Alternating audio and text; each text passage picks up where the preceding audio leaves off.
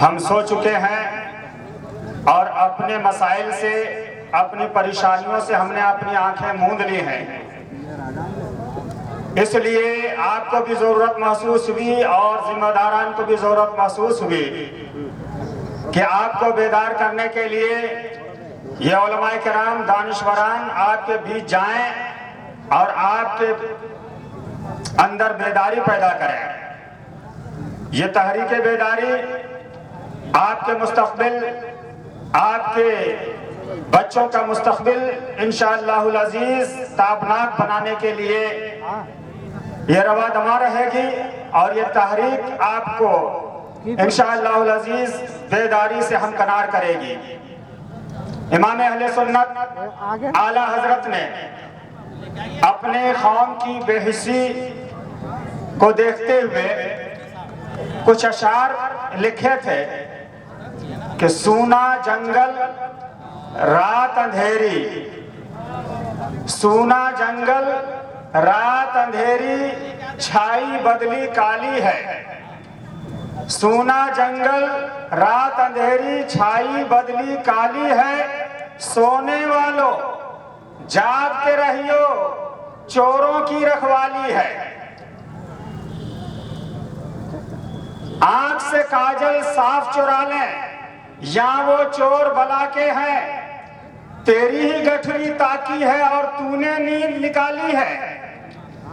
یہ آپ کے حالات، چاہے وہ سیاسی حالات ہوں یا سماجی حالات ہوں، ان حالات کی عکاسی امام اہل سنت نے کیا ہے اور آپ کو بیدار رہنے کی اور بیدار کرنے کی کوشش کی ہے۔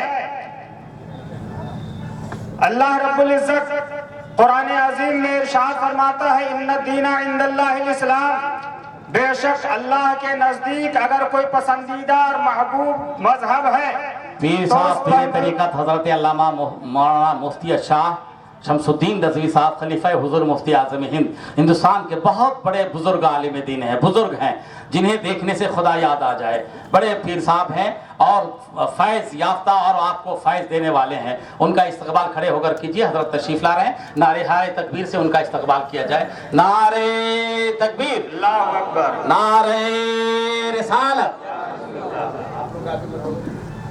آپ لوگ آگے مت جائیے گا، آپ لوگ وہیں کھڑے رہیے گا، ہاں بس ہمارے اراکین گئے ہیں، آپ لوگ وہیں پر رہیے۔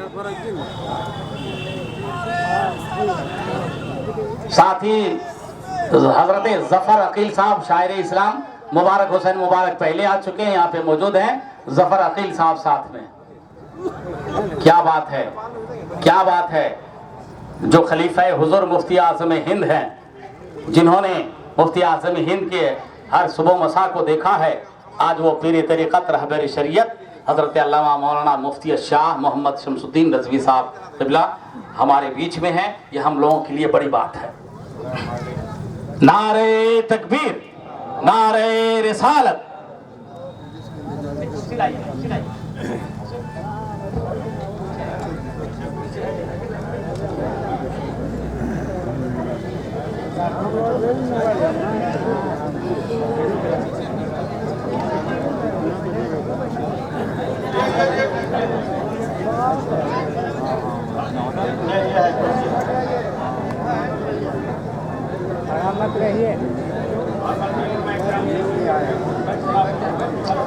آپ ذرا تشریف رکھیں۔ خلیفہ حضور مفتی اعظم ہند حضرت علامہ مفتی شمس الدین صاحب قبلہ تشریف فرما ہے، حضرت کے چہرے کی زیارت کیجئے اور تحریک بیداری کا پیغام علماء کرام اور دانشوران ملت کی زبانی سماعت فرمائیے۔ آئیے بارگاہ رسالت میں ایک بار جھوم جھوم کے درود پاک پڑھ لیجئے۔ اللہم صلی علی سیدنا شفیعنا مولانا محمد معدن الجود والکرم منبع العلم والحلم والحکم صلاة تبقى وتدوم بدوام الملک الحی القیوم۔ ان الدین عند اللہ الاسلام، بے شک اللہ کے نزدیک جو پسندیدہ دین ہے اس دین کا نام مذہب اسلام ہے۔ اسلام وہ مذہب ہے जिस मजहब ने इंसानों की तरक्की के लिए, उनके जिंदगी और आखिरत को संवारने के लिए ऐसे पाकीज़ा निज़ाम को अता किया है, जिस निज़ाम को दुनिया आज फॉलो कर ले, उस पर अमल कर ले तो पूरी दुनिया में अमन और शांति का गहवारा पूरी दुनिया बन जाए। इस्लाम वो मजहब है जिस मजहब ने इंसान की पैदाइश से लेकर मौत तक और मौत के बाद के हालात तक तमाम हालात से बहस करते हुए एक जामे कानून अता फरमाया है। वो रूल्स मजहब इस्लाम ने अता किए हैं, जिन कवानीन को इंसान अगर अपनी जिंदगी में बसा ले तो कहीं भी कोई किसी की ना लड़ाई हो ना झगड़ा हो।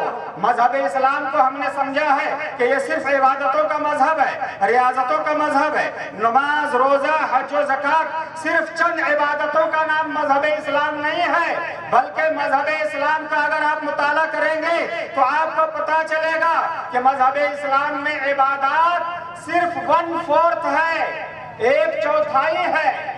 मजहब इस्लाम की किताबों को देख लीजिए, चाहे वो हिदाया हो, आलमगीरी हो और दीगर मजहबी किताबें हो, उनके ज्यादातर हिस्सों में से अगर खंगाला जाए तो 1/4 हिस्सा, सिर्फ 1/4 हिस्से में इबादत का जिक्र मिलता है, नमाज, रोजा, हज का जिक्र है, बल्कि उसके बाद 3/4 में उन चीजों का जिक्र है जिन चीजों से इंसान की जिंदगी ज़वर्ची है, चाहे वो तिजारत हो, मामलात हो और हसब व नसब हो, जायदाद के मामलात हो या आपस के ताल्लुकात और उसके मामलात हो।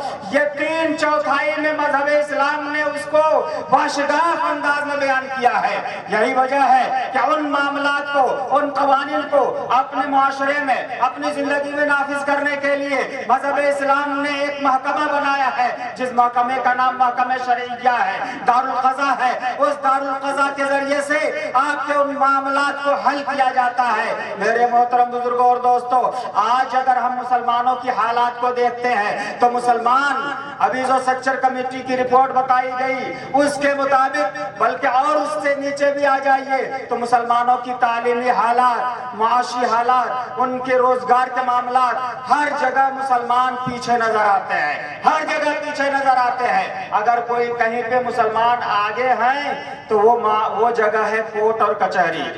कोर्ट और कचहरी वो जगह है जहां पे मुसलमानों की तादाद सबसे ज्यादा है, उनका तनासुब, उनका फीसद, उनका परसेंटेज सबसे ज्यादा है। क्यों?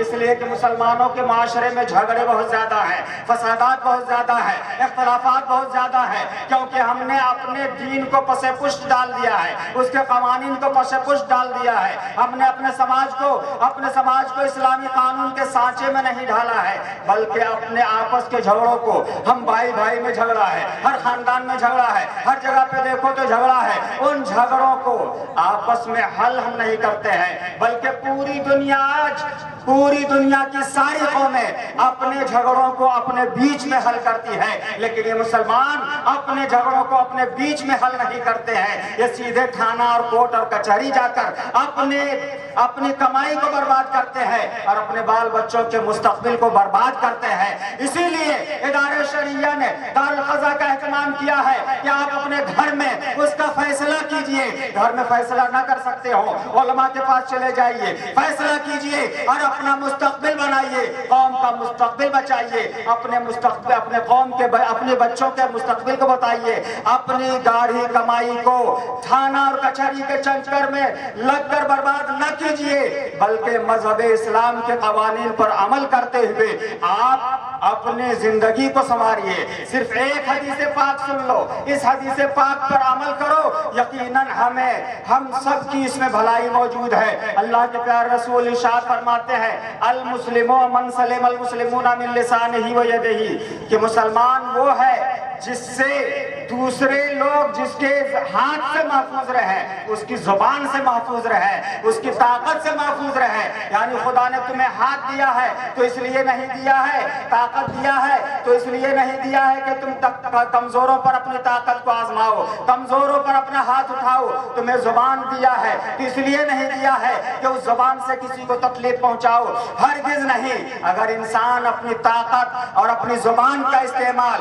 सही अंदाज में कर ले तो کسی بھی معاشرے میں، کسی بھی سماج میں، کسی بھی جگہ پہ کوئی لڑائی نہیں ہوگی، کوئی جھگڑا نہیں ہوگا تو نہ ہماری طاقت برباد ہوگی، نہ ہماری قوت برباد ہوگی، نہ ہمارا پیسہ برباد ہوگا، بلکہ اپنی طاقت قوت ہماری اپنے لوگوں کی اصلاح اور ان کے تعمیر و ترقی میں گزر جائے گی۔ اس لیے بیدار ہو جاؤ، جاگ جاؤ، نہ سنبھلو گے تو مٹ جاؤ گے اے ہندی مسلمانوں، نہ سنبھلو گے تو مٹ جاؤ گے اے ہندی مسلمانوں، تمہاری داستان تک بھی نہ ہوگی داستانوں میں۔ استغفر اللہ ربی من کل ذنب واتوب الیہ واشہد ان لا الہ الا اللہ واشہد ان محمد رسول اللہ۔ السلام علیکم۔ وعلیکم السلام ورحمۃ اللہ۔